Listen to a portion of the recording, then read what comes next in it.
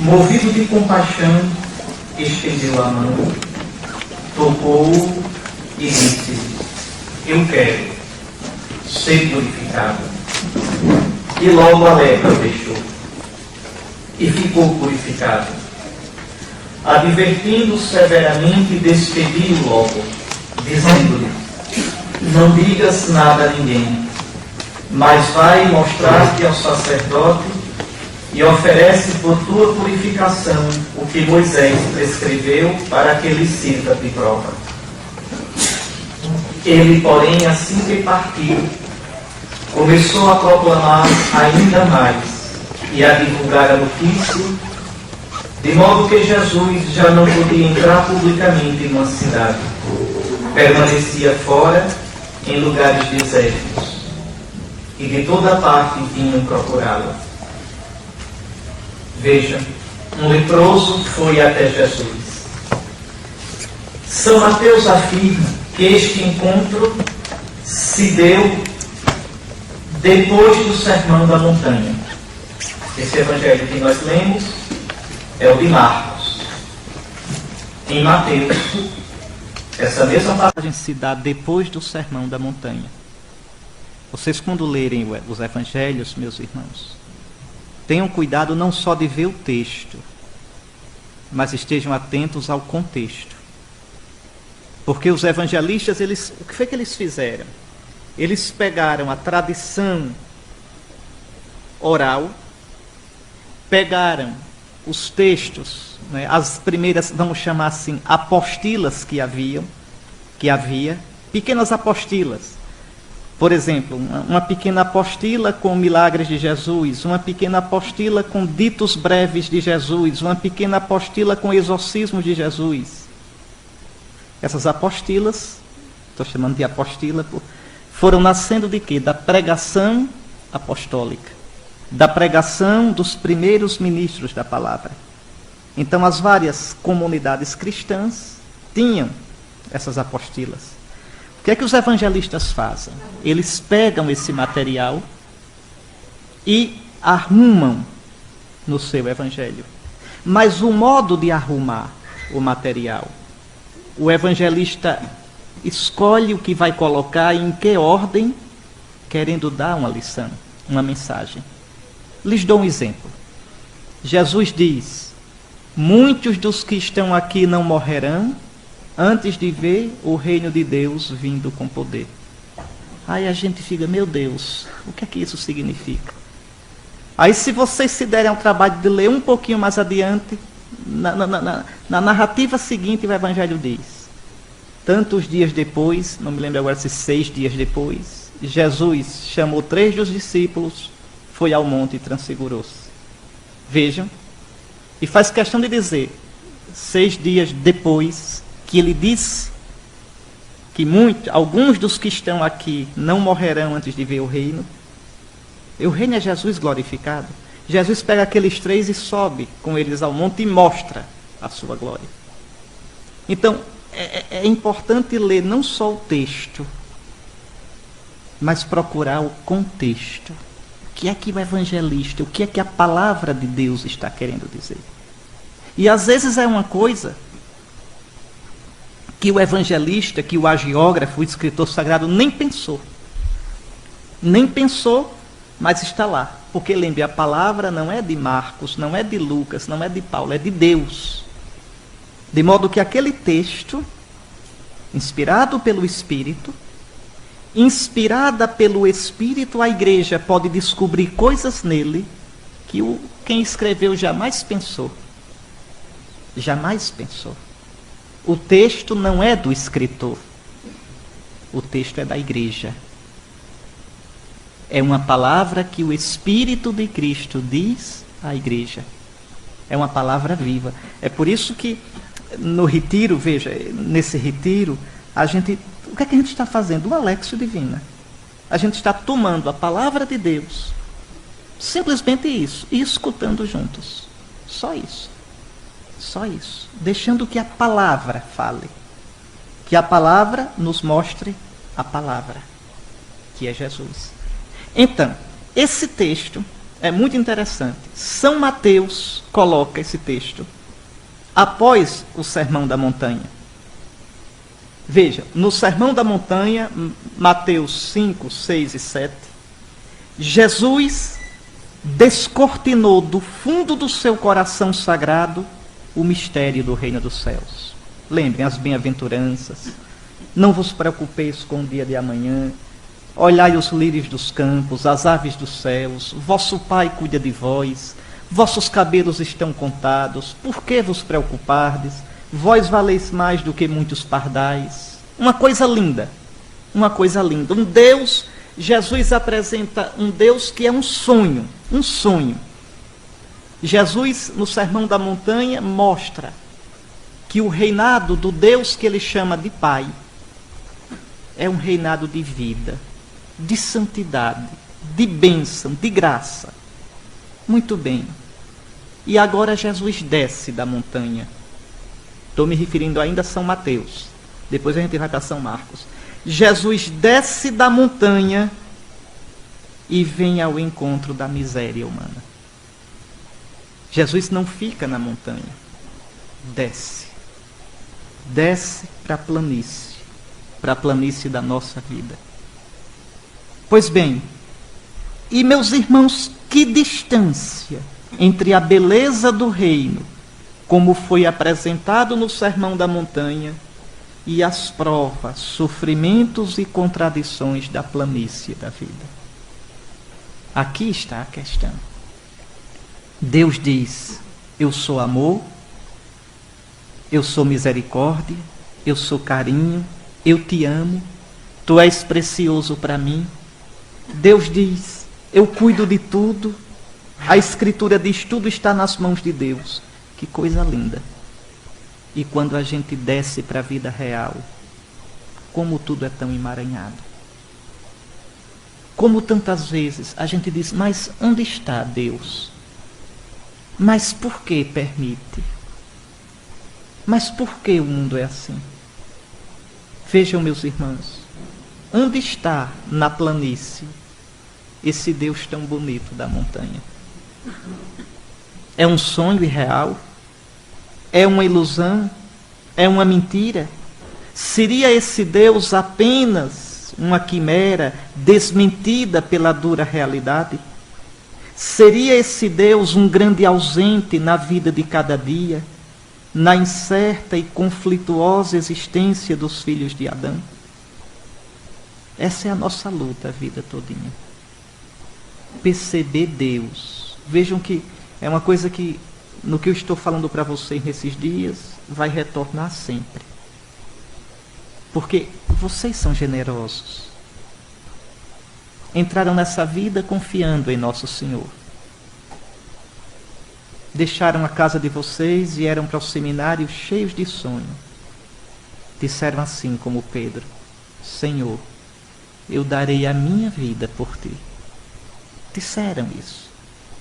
A questão, meus irmãos, é no dia a dia. O dia a dia é como a água miúda que vai erodindo. Veja, a gente não diz água mole em pedra dura, tanto bate até que fura. Pois bem, o dia a dia, se a gente não tiver cuidado, vai carcomendo, vai erodindo a nossa fé, a nossa esperança, a nossa generosidade. O grande perigo da nossa vida é a descrença, é o ateísmo. Eu falei isso para vocês o ano passado. Eu não estou falando do ateísmo teórico, de dizer eu não creio. Eu estou falando do ateísmo prático, de aos poucos viver como se Deus não estivesse presente na nossa vida. Como se Deus não estivesse presente na planície dos conflitos, das confusões da vida. E aí eu me sinto só, por minha conta, desanimado. Eu não vejo mais o sentido do caminho, da vida. Então, o que eu quero ajudar vocês é a compreender que na planície da vida, esse Deus tão bonito que Jesus apresentou na montanha, Ele está presente. Está presente. Mas se está presente, como eu não consigo enxergá-lo?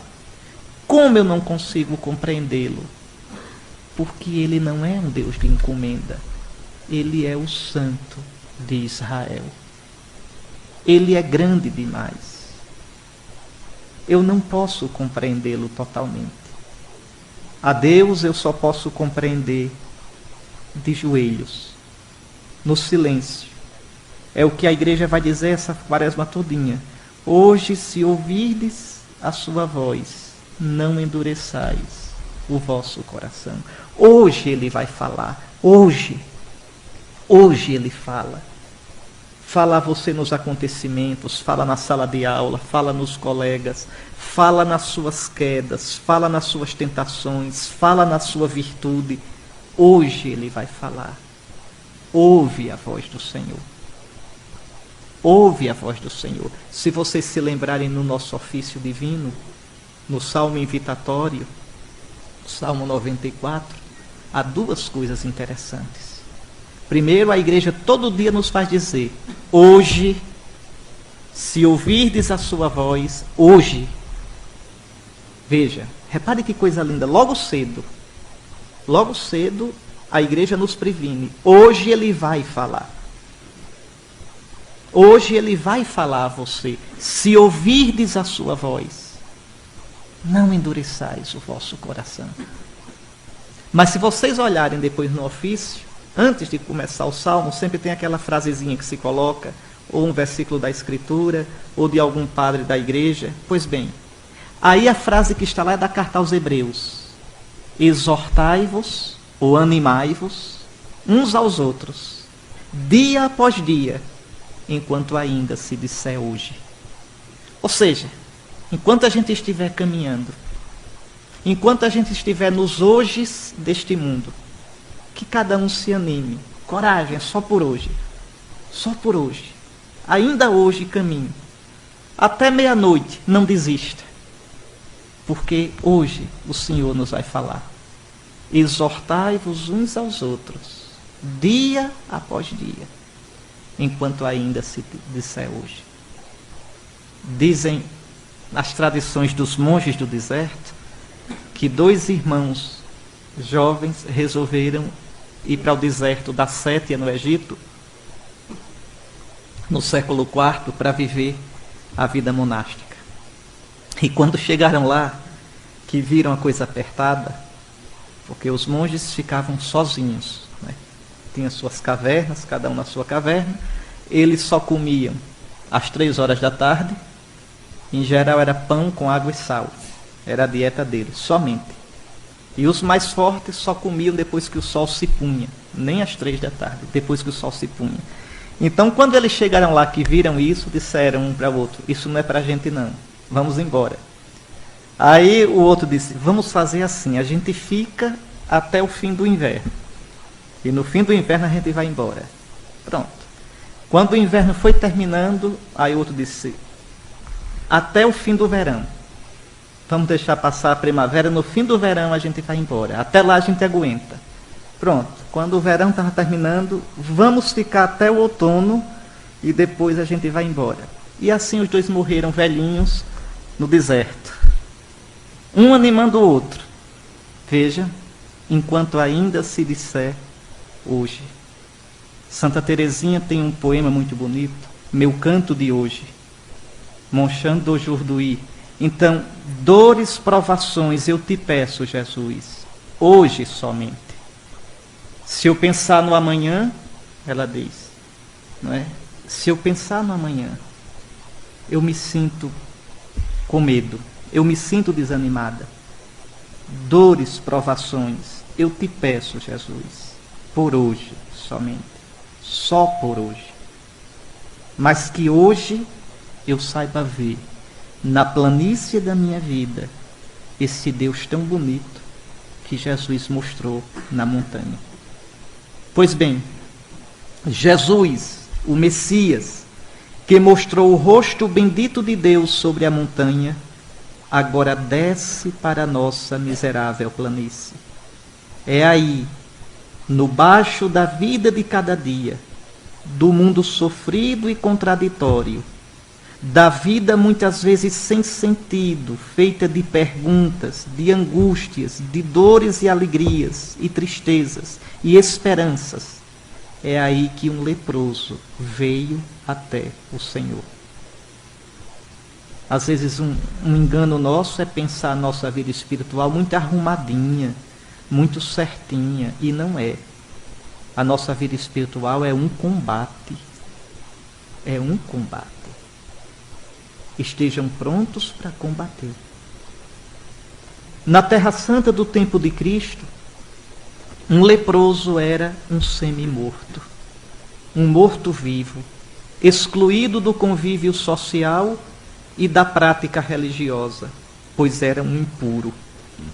Pela preocupação sanitária e o medo de contágio, a lei de Moisés o excluía da sociedade e do culto como alguém sumamente impuro, porque na sua carne carcomida manifesta-se o avanço contínuo da morte, que de modo tangível e inexorável devora a vida, dom de Deus. Na lei é interessante, a ideia de pureza na lei e de impureza na lei de Moisés não é uma ideia primeiramente moral, é ritual. Jesus é que acaba com essa ideia de impureza e de pureza ritual. Para Jesus a pureza e a impureza são sempre morais. É o que sai de dentro, ele diz, não o que vem de fora. Mas no judaísmo, a pureza e a impureza, ela é também moral, mas ela tem esse componente ritual. Por exemplo, tudo aquilo que lembre morte torna o homem impuro, impróprio, inapto para o culto. Dou o exemplo, a mulher com hemorragia, a hemorroíça, é impura. Por quê? Porque perde sangue, e sangue é vida. A mulher no período menstrual é impura porque perde sangue. Sangue é vida. É como se ela traz nela um sinal de morte. E Deus é o Deus vivo. Nada que seja morte pode se aproximar de Deus.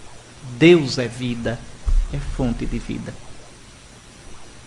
Por que é que na guerra, quando Israel ia à guerra, os soldados não podiam ter contato com mulher? Não é que o sexo é impuro, tem que entender. É que na relação sexual havia a ejaculação, a perda de espermatozoide, vida, semente de vida. Então torna o homem impuro para a guerra, o homem impróprio para combater o combate de Deus.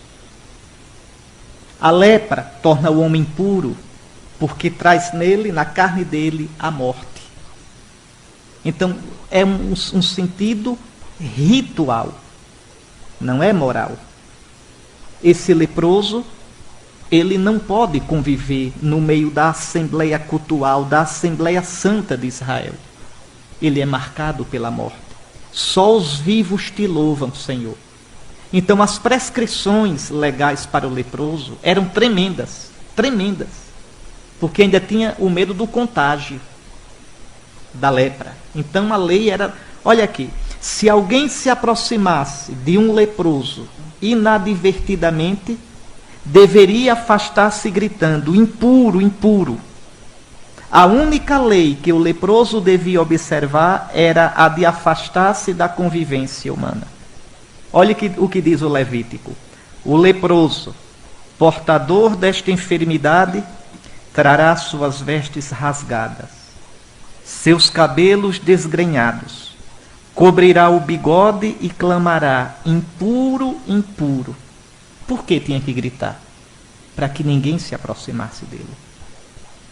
Para que ninguém inadvertidamente tocasse nele e ficasse impuro também. Imagine que coisa, imagine a situação. Imagine a mente, o sentimento de uma pessoa assim. Enquanto durar sua enfermidade, ficará impuro, estando impuro, morará à parte. Sua habitação será fora do acampamento. O leproso é um excomungado, no sentido mesmo da palavra. Ele está fora do acampamento de Israel. Ele está fora da comunidade santa, do povo de Deus. Então é alguém, por isso que eu digo, é um morto-vivo. É alguém que vive uma vida miserável, tem que sair do meio da família, pode ser rico como for, tem que sair do meio da família, tem que sair do acampamento. Se não ficar bom, nunca mais entrará na casa do Senhor, para louvar o Senhor, para adorar o Senhor. Vejam que coisa, tentem imaginar essa situação. Pois bem, São Lucas diz que este homem que vem a Jesus, São Lucas faz questão de dizer, estava cheio de lepra. Então não é uma leprazinha, está cheio. A lepra num estágio avançado. É alguém deformado, carcomido, cheio de impureza e de morte. Ele é exatamente o contrário de Jesus. São Lucas diz um pouquinho antes, olha, em 5,12, Lucas, agora estou falando de Lucas, diz que esse homem vem cheio de lepra. Um pouquinho antes, em 4,1, São Lucas diz que Jesus veio do Jordão cheio do Espírito Santo. E agora, veja, o que vai acontecer quando o homem cheio de lepra, cheio de morte, encontrar aquele que vem cheio do Espírito Santo, cheio do Espírito de Deus, que dá vida? Pense na trombada. O que é que vai acontecer? Quem vai ganhar? Quem vai levar a melhor? A lepra da morte ou a vida do Espírito? Não devemos esquecer, ao contemplar este encontro, meus irmãos, que a pior lepra é aquela do pecado, que corrói a vida que o Senhor nos concede. Este leproso está vestido de lepra, como o pecador está vestido do pecado, até que encontre o Cristo. Nele creia, a ele adira e dele se revista nas águas do batismo. Nós fomos revestidos de Cristo. Todos nós aqui, nós somos santos. Nós não somos pecadores, no sentido ontológico do termo. Nós somos santos. São Paulo diz aos santos que estão em Corinto, aos santos que estão em Éfeso, aos santos que estão aqui neste colégio, neste seminário. Nós somos santos. Nós somos santificados. Santificados. Somos a Assembleia Santa. É bonito aquele gesto na liturgia, depois da apresentação das ofertas, o diácono incensa o sacerdote, o ministro, que é a imagem de Cristo que celebra. Antes, o padre incensou as ofertas, incensou o crucifixo. Observe que ele não faz reverência para as ofertas. Por que não faz reverência para as ofertas? Porque elas ainda não foram consagradas, santificadas. Faz para o crucifixo, que deve, pela norma litúrgica, ter sido abençoado. Mas depois ele faz reverência para a Assembleia. Porque é a Assembleia Santa. A Assembleia consagrada pelo batismo. Povo santo. Então, ontologicamente, nós não podemos dizer que somos pecadores. Quando nós dizemos que somos pecadores, não é no sentido de que vivemos como escravos do pecado. É no sentido em que, sendo santificados, infelizmente, por fraqueza, cometemos infidelidades. É diferente. Não se concebe um cristão vendido como escravo ao pecado. Veja, também não podemos dizer que somos ao mesmo tempo santos e pecadores. Isso é heresia. É protestantismo. É luteranismo. Não, nós não somos santos e pecadores. Isso era heresia de Lutero. Nós somos santos. O batismo nos justificou. Todo aquele que está em Cristo é uma nova criatura. Passaram as coisas antigas, eis que tudo se fez novo. Por isso, o Papa São Leão Magno dizia: cristão, lembra-te da tua dignidade. Lembra-te de que cabeça tu és membro. Cristão, torna-te aquilo que tu és. O que é que tu és? Santo. Então, torna-te santo. São Paulo diz: santos chamados a ser santos. Santos já somos. Somos chamados a viver aquilo que já somos. Então, por exemplo, o tempo da quaresma. Quando o missal diz: tende compaixão de nós, Senhor, porque somos pecadores.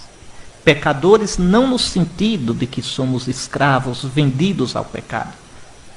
Nós somos santos. Pecadores aqui no sentido em que, sendo santos, experimentamos ainda em nós as contradições, as fragilidades, as incoerências. Nesse sentido. Então, cuidado, porque a palavra pecador aqui, ela é análoga, ela tem dois sentidos. Pecador, o homem que ainda não conhece o Cristo, que ainda por natureza é inimigo de Deus, é fechado para a graça. Essa situação é remediada com o batismo. Crendo em Jesus e sendo batizado, eu me torno nova criatura. O cristão, quando diz que é pecador, é no sentido de frágil, no sentido de que nem tudo ainda em mim está aberto a Cristo como deveria estar. Está coerente com Cristo, aderido a Cristo como deveria estar. O meu coração ainda é terra de missão. Existem regiões do meu coração, regiões da minha existência que precisam se abrir a Cristo. E este é um caminho da vida toda. Enquanto vocês caminharem, estão vivos. O Senhor está com vocês. Enquanto vocês lutarem contra essas más tendências, esse fruto da concupiscência, o Senhor está com vocês. Vocês estão vivos. No dia em que vocês disserem, com malandragem, vou usar uma palavra forte, me desculpem, mas vou usar, com safadeza, com desonestidade diante de Deus. No dia que vocês disserem, é assim mesmo, todo mundo faz, nesse dia, vocês morrem para Nosso Senhor. Nesse dia, vocês merecem escutar o que João Batista diz: raça de víboras. Quem vos ensinou a fugir da ira que está para vir? Quer dizer, quem vos ensinou a dar um jeitinho na consciência para mudar a lei de Deus? Para escapar do juízo de Deus? Raça de cobra venenosa. Vejam bem. Não brinquem com isso, meus irmãos. Não brinquem com isso. Então, a gente tem que ter a consciência sempre iluminada pelo Senhor. Ter a coragem de dizer: Senhor, nisto eu estou errado. Senhor, socorre-me. Senhor, eu sou este leproso. Este aqui. Este leproso é a imagem de cada um de nós. Nós, revestidos de Cristo, mas infelizmente, quantas vezes ainda temos de constatar em nós sinais da lepra do pecado? O Concílio de Trento explica muito bem. Né? O Concílio de Trento, corrigindo o exagero de Lutero, distingue entre pecado e concupiscência. Com o batismo, eu já não sou mais pecador. Com o batismo, eu já não sou mais vendido como escravo ao pecado. Aquele texto de Romanos 7, que a gente gosta tanto de citar: eu não faço o que quero, não faço o bem que quero, faço o mal que não quero. Cuidado! Ai de mim, quem me livrará desse corpo de morte? São Paulo aqui está olhando o homem antes de ser resgatado por Cristo. São Paulo está olhando o homem que precisa de Cristo. Vejam. Então, batizado, alimentado pela Eucaristia, recebendo o Espírito de força na crisma, eu não sou mais vendido como escravo ao pecado. Eu sou vendido, ou melhor, fui comprado por Cristo. E o preço foi altíssimo. Foi o sangue do meu Salvador. O sangue do meu Salvador. E agora eu estou debaixo do senhorio daquele que é mais forte que o forte. Lembre que nosso Senhor diz que o homem forte guarda as suas coisas, estão seguras. Quem é esse homem forte? É Satanás. O mundo estava bem seguro na mão de Satanás. Mas aí chegou o mais forte que amarra o forte e leva embora os seus bens. Quem é o mais forte que amarra o forte? É o príncipe da vida. O príncipe que estava morto e agora reina vivo. Vejam. Então nós não somos mais vendidos como escravo ao pecado. No entanto, a igreja ensina, e o Concílio de Trento definiu isso muito bem, explicando contra Lutero. Mesmo a gente sendo nova criatura, a gente infelizmente tem ainda a concupiscência. O desequilíbrio, a ferida que ficou fruto do pecado. E o Concílio de Trento explica. A concupiscência que nós sentimos, dizem os padres conciliares, que não é pecado, a concupiscência não é pecado, mas vem do pecado e leva ao pecado. E fica em nós para a luta. Então, a gente tem, né, as más tendências, a gente tem a tendência para o vício, a gente tem a tendência para coisas desordenadas. Isto é a concupiscência. Ainda não é pecado. É fruto do pecado original, mas não é pecado. A não ser que eu consinta. Então vejam, o cristão tem que lutar contra a concupiscência. Lutar. Para isto, a ascese, e para isso, a mística. A ascese e a mística. As duas asas que nos levam para Deus. A ascese, o exercício, né? O exercício para eliminar os vícios e crescer nas virtudes. Sem isso, desistam da vida espiritual. Desistam. É preciso a ascese. O silêncio, as boas leituras, evitar as coisas, as situações que podem me colocar em situação próxima de pecado. É identificar quais são os meus vícios, as minhas más tendências e lutar contra elas. Na quaresma, escolha por quaresma um vício para lutar contra ele. Estudar aquele vício. Os antigos, os monges chamavam os vícios de demônios. É melhor chamar de demônios, porque a gente vê que tem cara. Então, o demônio da ira, o demônio da sensualidade, da preguiça, do orgulho, da vaidade, tem tanto, é uma lista enorme. Né? E tem uns demônios que são pais dos outros. Então, por exemplo, o demônio da ira pode gerar o demônio de quê? Da sensualidade. Eu vou me descontrolando. O demônio da preguiça pode gerar o da gula. Então, eu devo ter um pouquinho a árvore genealógica dos meus demônios. E saber, né, lutando contra aquele, eu pego aquele outro e aquele outro. É preciso estudar isso, viu? Os demônios da gente. E saber que comida o bicho come. O que é que ceva esse demônio? E matá-lo de fome. Enfraquecê-lo. É preciso esse combate espiritual. Nosso Senhor ensinou isso. Nosso Senhor foi para o deserto. A vida todinha de Jesus foi um combate contra Satanás. Depois das tentações, São Lucas diz, vai dizer no Evangelho de domingo, que o diabo o deixou até o momento oportuno. O diabo é terrível. O diabo é terrível. É terrível. Se vocês olharem, o diabo depois vai voltar para tentar Jesus. E ele nunca volta mostrando a cara, ele volta disfarçado. O diabo é o príncipe das trevas. Claro que ele não mostra a cara dele. Se ele mostrar, a gente corre com medo. Ele se esconde. Ou aparece disfarçado, tão bonito, tão atraente. Pode olhar. Vou citar alguns exemplos quando o diabo voltou para tentar Jesus. Assim que termina as tentações no deserto, Jesus vai para onde? Vai para Galileia.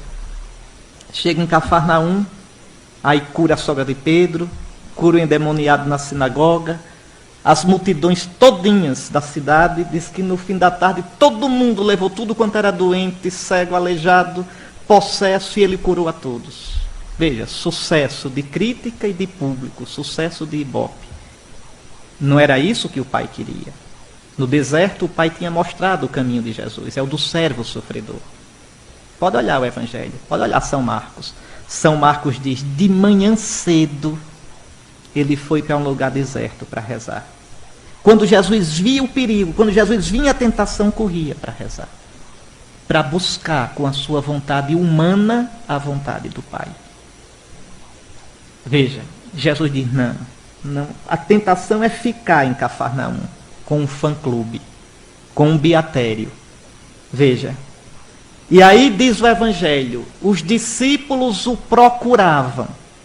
E é interessante que o verbo que Marcos usa, depois vocês olhem lá no dicionário grego, o verbo que Marcos usa, os discípulos o procuravam, também tem o sentido de perseguir, de ir ao encalço. Aí Pedro diz, Senhor, todos te procuram. Quando é para sucesso é na hora, todos te procuram. Jesus diz, não, vamos para outras cidades e vilas, porque foi para isso que eu saí. Vejam, 2-0 para Jesus. Jesus reconhece ali uma tentação e foge. Está vendo? Querem ver outra vez? Jesus multiplica o pão, os pães no lugar deserto. Olha a animação para fazê-lo rei. Veja, novamente a tentação. Implantar o reino do Pai do jeito do mundo. Satanás tinha proposto a Jesus um caminho fácil no deserto. Jesus disse, não, é a vontade do Pai. Repare qual é a atitude de Jesus. Repare como Jesus luta contra o demônio. O que é que diz o Evangelho? Primeira coisa, Jesus obrigou os discípulos a entrar no barco e atravessar. Porque estavam todo mundo animado. Fazer rei. Imagina, começar na Galileia uma revolução. Os galileus eram revoltosos, eram nacionalistas, horríveis. Pronto. Descia para Jerusalém, 5.000 homens, sem contar mulher e menino. Ali começar uma revolução. E imediatamente Jesus primeiro obriga os discípulos a atravessarem. Na barca, todo mundo vai embora. Depois despede a multidão. E depois sobe a montanha para rezar. E na madrugada ele está rezando e vê o barco lá, com dificuldade de atravessar. É Jesus combatendo o demônio. É o demônio voltando. Veja, como quem não quer nada, mascarado, insidiando, para tentar tirar Jesus do caminho que o Pai traçou. O Messias pobre, o Messias obediente, humilde. Vejam. Querem ver mais? Na hora que Jesus é preso. Veja. Jesus estava triste, deprimido. A minha alma está prostrada na poeira. São Marcos diz no capítulo 14. Começou a apavorar-se e a entristecer-se. Jesus é sadio, Jesus não era doente, Jesus não ama o sofrimento. Jesus queria viver. Pai, se esse cálice puder passar de mim. E agora veja, na hora do vamos ver, quando está ali Judas, quando estão os soldados do Sinédrio, Pedro puxa a espada. Veja, com um jeitinho dava para escapar. Dava. Arrancou a orelha de um, arrancava a mão de outro, furava outro. Dava para escapar. Jesus nem tenta. E repare que Jesus age sempre de modo, reage ao diabo sempre de modo firme. Mete a tua espada na bainha. Mete. Quem vive pela espada, morre pela espada. Não deveria eu cumprir o caminho que o Pai me deu? Veja, é o diabo. Lembre do que São Lucas diz, o deixou até o momento oportuno. E a mesma coisa ele faz com a gente. No momento oportuno ele volta. Só que a gente não é como Jesus, a gente é tolo e cai. Não sabe nem distingui-lo. E a última vez que o diabo tenta Jesus, a última tentação de Cristo, essa é triste. E não tem nada a ver com Maria Madalena. Essa é triste. Jesus na cruz, veja, na cruz, depois de uma noite em claro, depois de toda a humilhação, depois da flagelação, Jesus desidratado, certamente febril, veja, com as ideias confusas, uma dificuldade enorme de respirar, porque o triste da crucifixão não é a dor dos cravos. A triste da crucifixão é a dificuldade de respirar, porque a maldade é essa. Nas nossas cruzes se coloca aquele apoiozinho nos pés de Jesus. Não tem aquele apoiozinho, não. Com aquele apoio a cruz perde o efeito. O negócio é não ter o apoio, que você, para descansar as mãos e os pés, você solta o corpo. Só que soltando não pode respirar. Para respirar você faz isso aqui. Aí é a dor do mundo todinha, você contraindo, forçando os cravos. E cada vez você consegue menos subir. Você vai se asfixiando aos poucos. Essa é a perversidade da morte da cruz. É uma morte a fogo lento, a fogo brando. Pois bem, Jesus naquela situação, lá pelo meio-dia, e uma vozinha grita no meio do povo. A mesma vozinha do deserto. Jesus, se és o Filho de Deus, como quem diz, Jesus, eu não te disse lá no deserto, se és o Filho de Deus, olhe, é a tua última chance, olhe que a vaca está indo para o brejo, é tua última chance, Jesus, eu te disse que um Messias assim, sem multiplicar, sem transformar a pedra em pão, sem pular do pináculo do templo, sem entrar em acordo com os grandes do mundo, um Messias assim fracassa. Jesus, desce da cruz, tu podes. Jerusalém está assim de gente, Pilatos está na cidade, Herodes está na cidade, os ratos estão todos aqui. Se tu desceres da cruz, Jesus de Nazaré, esse povo todinho te segue. Num dia tu derrubas Pilatos, tu derrubas Herodes, tu implantas o reino de Deus. Jesus, desce da cruz e nós acreditaremos em ti. Repare que proposta lógica. Repare que proposta. Não seria para isso que Deus tinha preparado tudo? Era agora pegar ou largar, era a última chance. Pai, Jesus não responde ao diabo. Pai, nas tuas mãos eu entrego o meu espírito. Eu entrego a minha causa nas tuas mãos, Pai. Então veja, é essa luta, meus irmãos.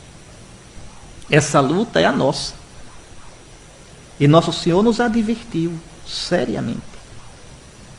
Então, a gente ter a retidão de não chamar bem ao que Nosso Senhor chama mal. E a lutar. Saber reconhecer nossos demônios e lutar contra ele. Pois bem, nós temos os sinais da lepra do pecado. Portanto, nesse leproso, vejamos a nós mesmos. Aprendamos nós também, leprosos, com esse homem, a aproximarmos-nos do Senhor Jesus. Vejam que o leproso não esconde a lepra dele. Prostra-se diante de Jesus.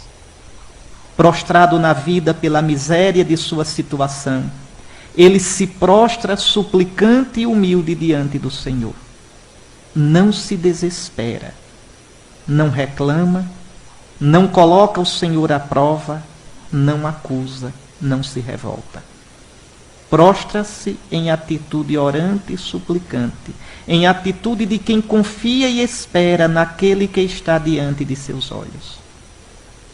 Segundo Lucas, ele se coloca diante do Senhor, caindo com o rosto por terra.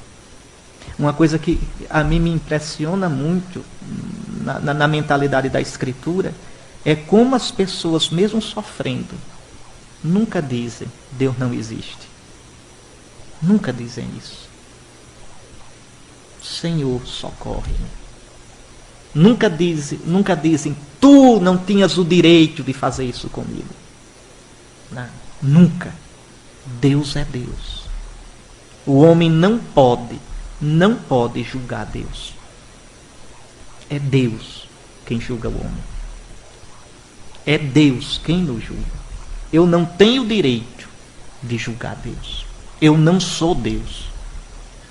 Eu não sou a medida de Deus. Deus é a minha medida. E Deus é a minha medida na medida que Ele mostrou. A cruz de nosso Senhor Jesus Cristo. Olhando a cruz de Jesus, quem é inocente? Olhando a cruz de Jesus, o que é que eu mereço? Olhando a cruz de Jesus, que direito eu tenho para reivindicar? Olhando a doação que o Pai faz do seu Filho até a morte e morte de cruz, como eu posso dizer, dei a minha vida por ti e o que é que eu tenho em troca? Antes de a gente dar a vida por Ele, Ele deu a vida por nós. Então vejam, este homem, e prestem bem atenção para isso, ele não se aproxima de Jesus porque é justo, porque é puro, mas precisamente porque é impuro e imundo, porque é perdido e necessitado da misericórdia de Deus. Olhando para esse leproso, a nossa máscara deveria cair.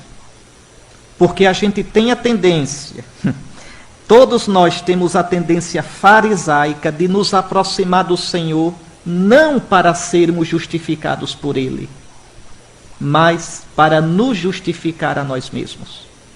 Em outras palavras, a nossa tendência é aproximarmos-nos de Deus, de Cristo, quando a gente se julga digno dele.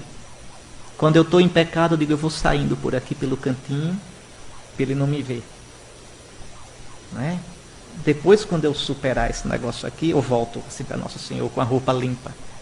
Mas é Ele quem me purifica. É Ele quem me limpa. Ele veio para os doentes, Ele veio para os pecadores. Observe o mundo de hoje como é que faz. Como o mundo de hoje não aceita isso, o mundo de hoje não aceita que o Senhor é quem me purifica, que o Senhor é quem me perdoa, o que é que o mundo de hoje faz? Decreta que não existe mais pecado. Pronto. Nós decretamos, isso não é mais pecado, estamos todos puros diante de Deus. Não, meus irmãos. Não somos nós quem nos justificamos. Não somos nós que nos purificamos. É o Senhor quem nos purifica. E só me purifica se eu tiver a coragem de mostrar meu pecado a Ele. De dizer assim, olha, está aqui minha ferida, aberta, pútrida. Está aqui, Senhor, mal cheirosa. Cura-me, Senhor. Tenham coragem. Tenham coragem. O pecado não mostrado ao Senhor não é perdoado. E mostrar o pecado ao Senhor quer dizer assumir que eu tenho esse pecado e que eu quero sair dele. Lutar contra ele. Aqui todos nós temos pecados. Todos nós temos feridas no coração. Todos nós. Sejamos conscientes delas. E mostremos-las ao Senhor. E peçamos, Senhor, misericórdia. Mas dizer Senhor misericórdia não é dizer Senhor misericórdia e continuar no bem bom, não. É dizer Senhor, ajuda-me a superar isto. A curar isto. Não é a esconder. Não é fazer de conta que eu não tenho. Não. É curar. Como aquela história, diz que São Jerônimo, quando foi para o deserto, lá em Belém, né? São Jerônimo fugiu de Roma, porque São Jerônimo fez uma campanhazinha para ser papa. Quando dizem que São Jerônimo criticava muito o clero de Roma, tem uns textos. São Jerônimo tinha um temperamento muito azedo, muito ruim. Né? Era um dos santos mais azedos que a igreja já teve. E ele criticava duramente o clero de Roma.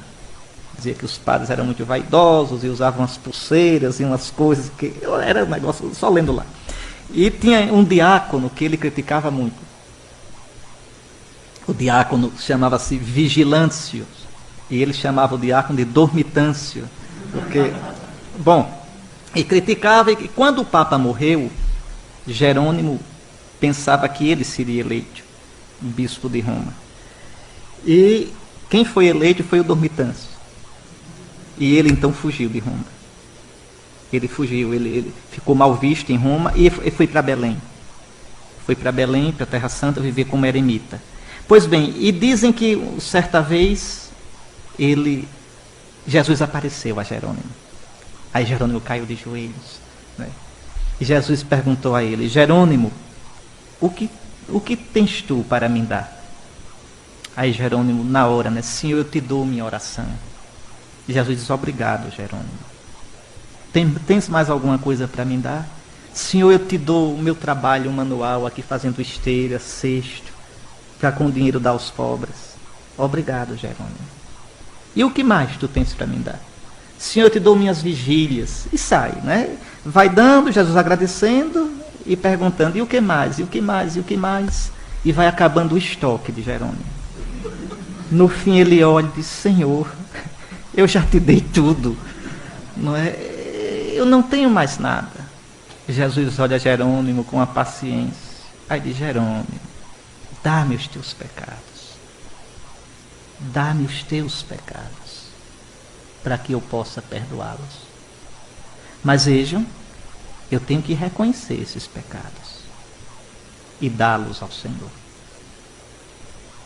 para que Ele faça a terapia divina dele, de me curar. Não adianta, meus irmãos. Eu dizia a vocês, a gente sobe para Deus pela ascese e pela mística.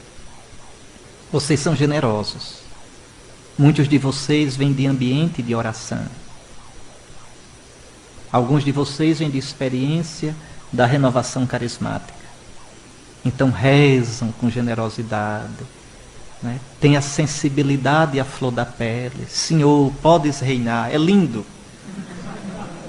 Mas isso tudinho, sem o exercício da virtude, sem o combate aos vícios, sem a busca de uma disciplina, é perdido, não vale um tostão.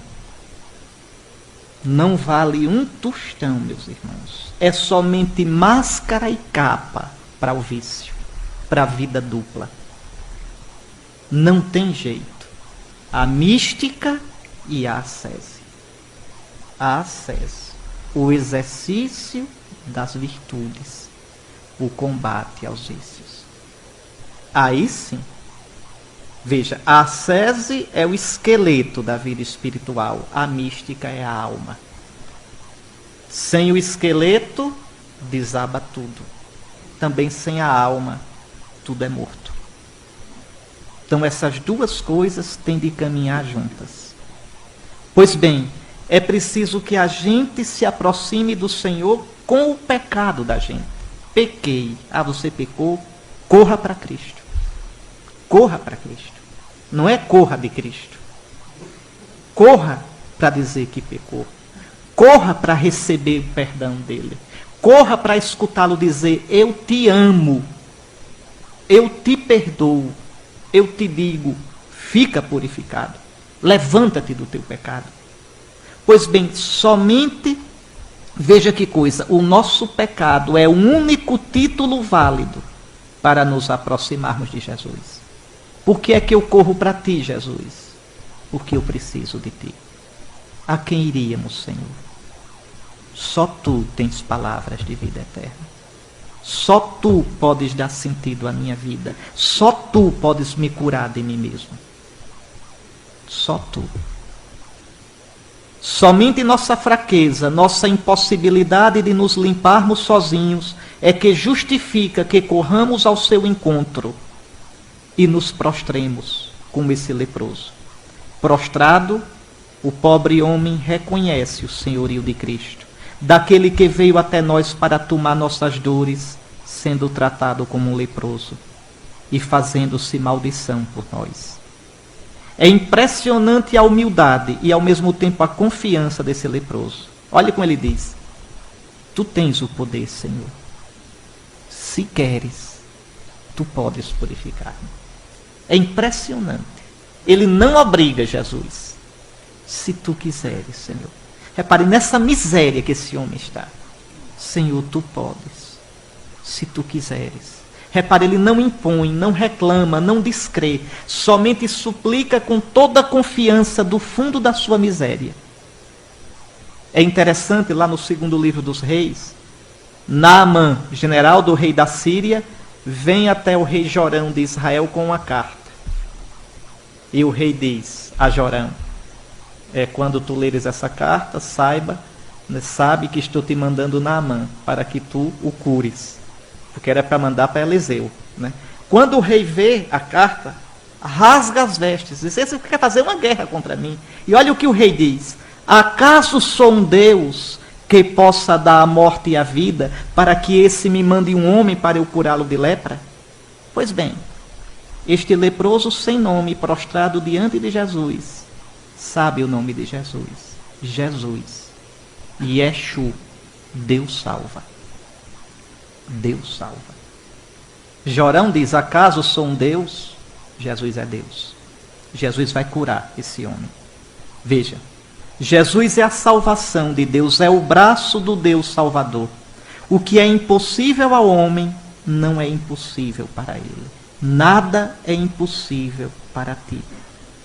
E, no entanto, o leproso não diz: tu podes, tu deves curar-me.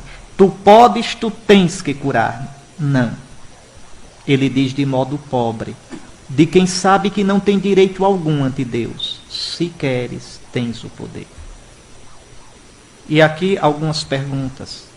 Jesus desce à planície onde encontra as pessoas com suas feridas e contradições. Jesus está disposto a encontrá-las, a lhes trazer a salvação que vem do Pai. Pense com coragem nas suas contradições, nas suas lepras. Você tem tido coragem de colocar essas lepras diante do Senhor? Você tem procurado tratar a sua lepra colocando-se de joelhos diante do Senhor? Abrindo-se para ser ajudado a tratar essa lepra? São Bento diz que o monge deve ter a coragem de reconhecer as suas feridas e procurar alguém que seja capaz de ajudá-lo. Olhe, meus irmãos, ninguém cresce na vida espiritual sozinho. Ninguém. A tradição cristã fala no pai espiritual. Alguém maduro, São Bento diz, que saiba curar as próprias feridas e as dos outros. Que me ajude a ver o caminho de Deus para mim.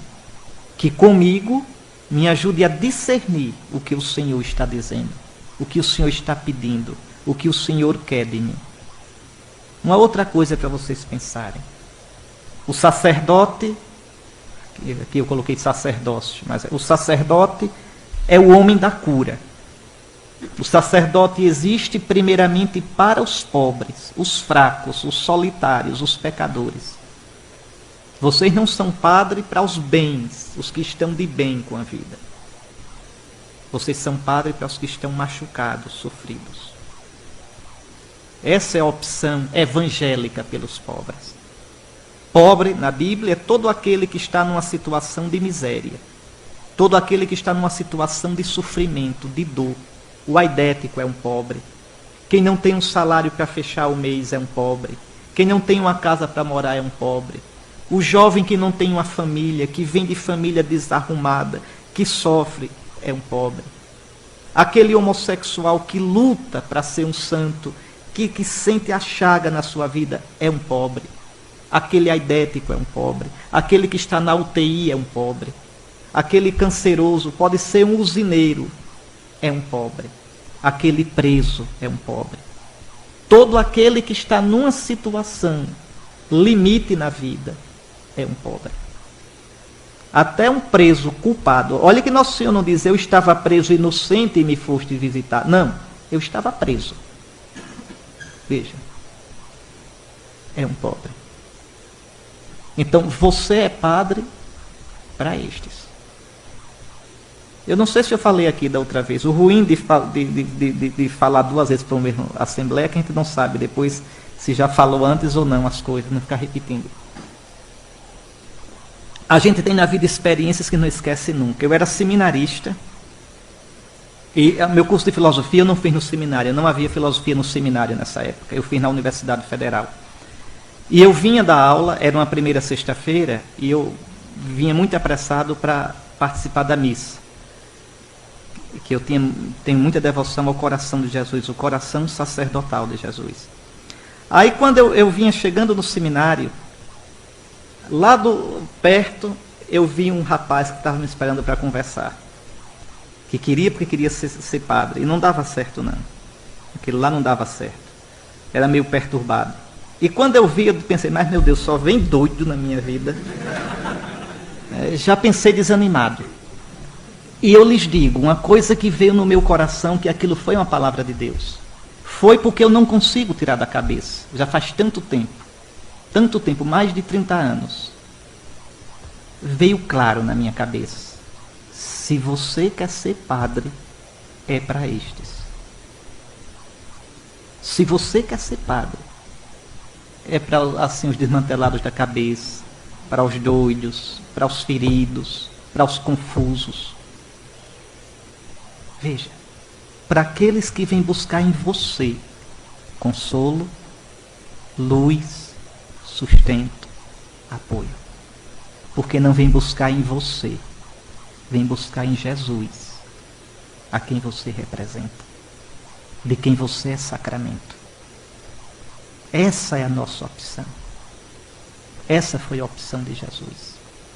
Os sofridos, os machucados. Eu vim para os doentes, eu vim para os pecadores. Vim para os leprosos. Então não esqueçam isso. E isso vocês têm que começar a cultivar já no seminário. Essa atenção com quem sofre. Essa intenção com quem está ferido na vida. Esta atenção com quem sente o peso da existência. Seja qual for o sofrimento, seja qual for a dor, seja qual for o machucão. O Evangelho nos diz, tenham só um pouquinho de paciência que eu vou andar depressa para terminar. O Evangelho nos diz que Jesus, ante o drama do leproso e a sua humildade, sentiu compaixão. É a atitude típica de Deus diante da nossa miséria. A compaixão. Jesus não é um curandeiro. Jesus não é um pregador de massas. Não, Jesus deseja encontrar as pessoas. Cuidado, viu? Que a geração de hoje, a tentação é ser padre de massa. Né? Fazedor de pastoral. Nosso Senhor não era fazedor de pastoral. Nosso Senhor encontrava as pessoas. As olhava nos olhos. Mas tem 1000 pessoas que estão precisando da sua ajuda. Tem essa pessoa na minha frente. Esta, com um nome, uma história, uma ferida. Esta pessoa. O mundo está salvo, meus irmãos. O nosso critério não é a eficiência, é o amor. É a fidelidade a nosso Senhor. Vejam, muitas vezes a gente vai ver isso. Jesus encontrando pessoas. E sentindo compaixão delas. Essa palavra é preciosa. Compaixão. Compadecer. Sofrer com. Jesus, ele tem essa capacidade. Ele entra no sofrimento da gente. Ele sente com a gente. Coloque na sua cabeça dura. Você não está sozinho. Nosso Senhor conhece a sua dor. Nosso Senhor conhece sua ferida. Abra seu coração para Ele. Tome a sua cruz. É esta. Não caminhe sozinho com ela. Não caminhe do seu jeito. Não. Tome a sua cruz e siga-me. E siga-me. Seja qual for a sua cruz, leve-a com Jesus. No caminho de Jesus. De Jesus. Converta-se. Mas a cruz é pesada, o Senhor sabe, e a dele também foi. Mas é preciso converter-se. Vejam, compaixão é a atitude fundamental de Deus, é a atitude fundamental de Jesus. Ele se fez um de nós por compaixão. Por compaixão, para saber por experiência, por solidariedade, o que significa ser humano, ser filho de Adão, degradado filho de Eva. Nós podemos confiar em Jesus. A Jesus podemos nos entregar, pois ele conhece de perto a nossa humana miséria.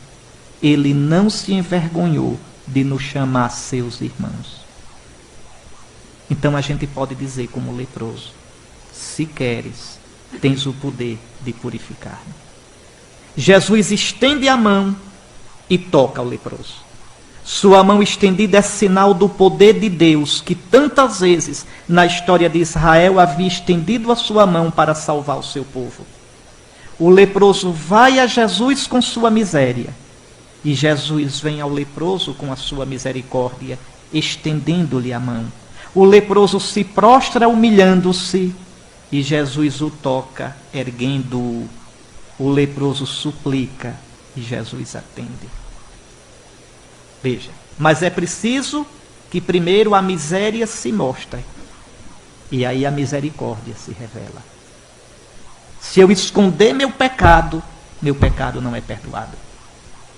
Se eu quiser justificar diante de Deus o meu pecado, eu estou invalidando a cruz de Cristo.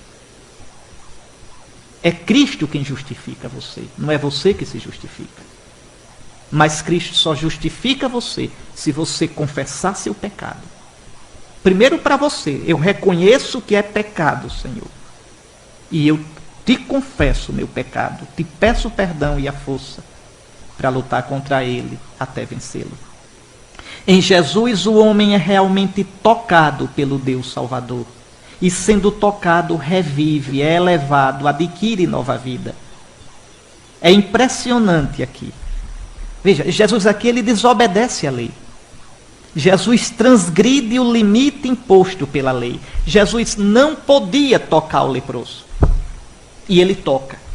Toca o intocável, o impuro, alcançando o homem na sua miséria, descendo a sua impureza. Aqui compreendam.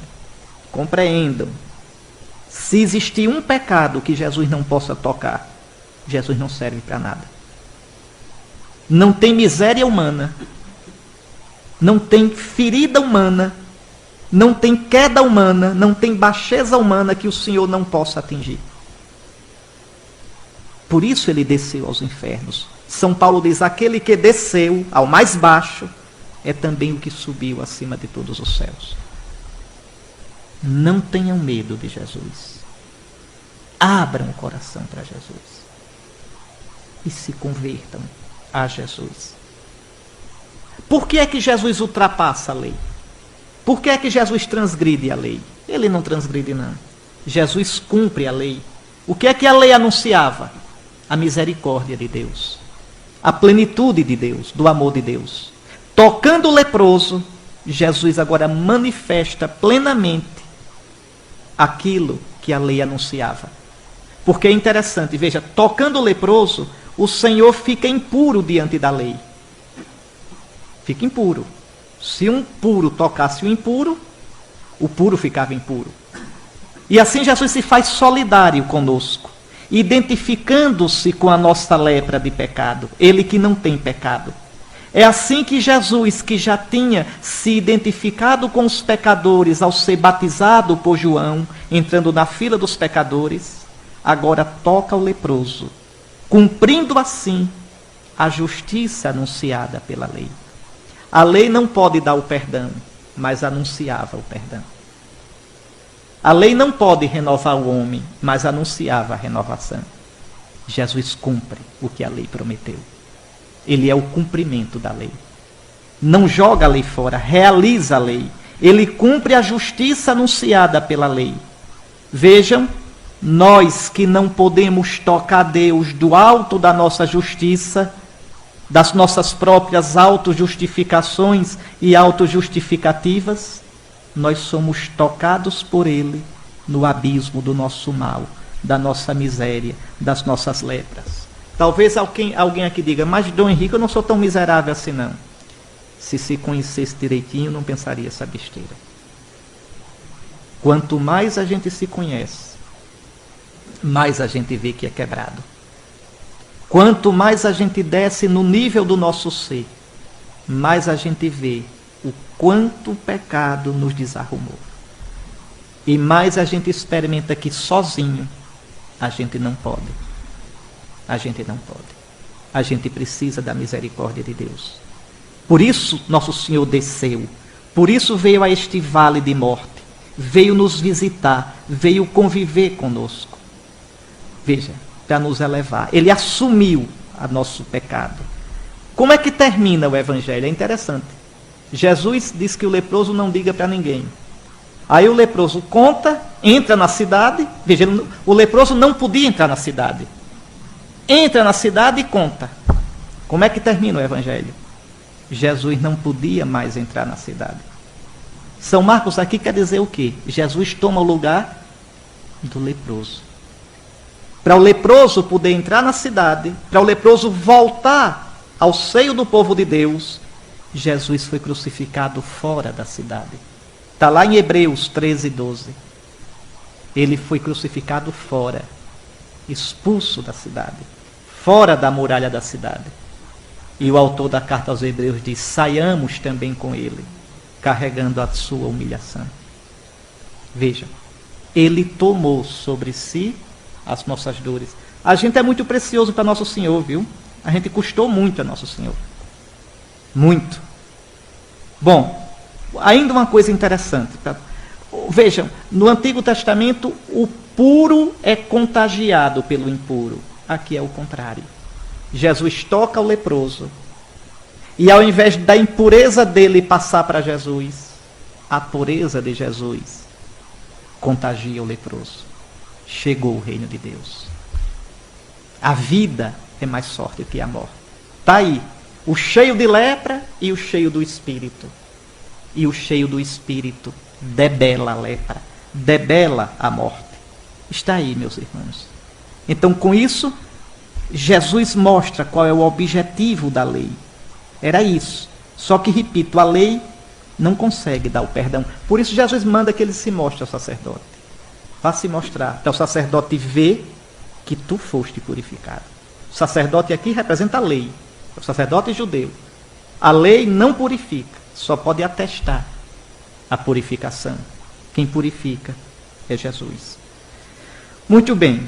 Só mais uma coisa, e depois vocês olham esses pontos para a meditação. Por que é que Jesus proíbe ao leproso de contar a alguém? Depois o leproso não obedece e conta a todo mundo. Mas por que ele proíbe? Porque os milagres de Jesus só poderiam ser entendidos depois da cruz. Os milagres de Jesus, a ação libertadora de Jesus, não é simplesmente espetáculo. Não são simplesmente como pular do pináculo do templo para baixo. Não são como esse milagrerismo que a gente vê hoje em muitos ambientes. Não, não. Os milagres de Jesus eram todos sinais do reino de Deus, do reino que vem com a cruz. Sem a cruz, os sinais de Jesus são mal entendidos. Olhe, meus irmãos, não pode cantar aleluia quem primeiro não fez silêncio. A igreja vai cantar aleluia na Páscoa. A igreja vai cantar o glória na vigília pascal. Mas antes vai passar 40 dias em silêncio. Cuidado. Não acreditem.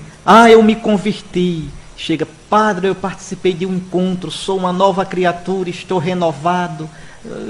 Eu me lembro de um rapaz uma vez, olha agora, padre, eu rezo de manhã, meio-dia, de tarde, não consigo.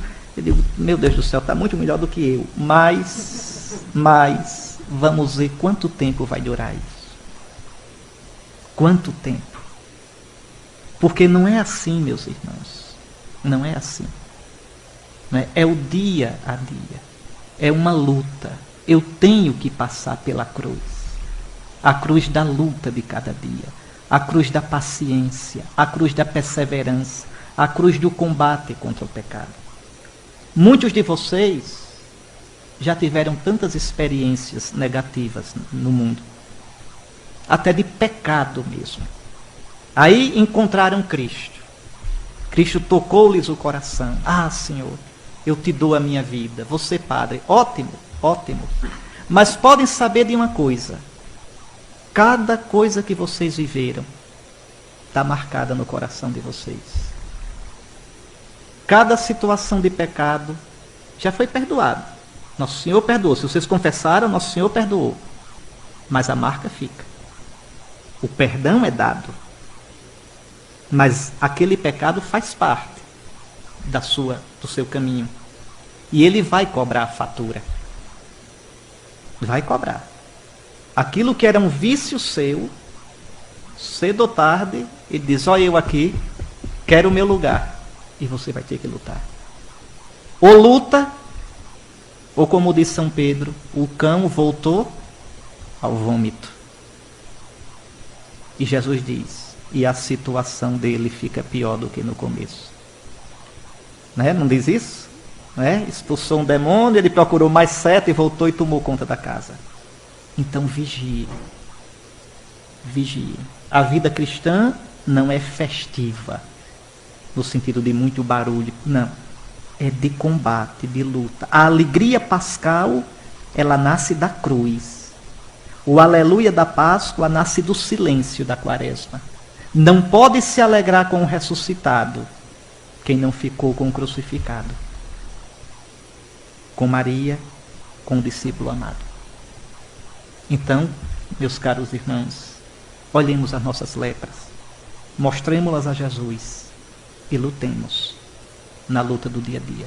Tenham medo não, Nosso Senhor está com a gente. A gente é a única coisa que a gente não perderá nunca, a não ser que a gente o deixe. É Jesus, nosso Senhor. O nosso auxílio está no nome do Senhor.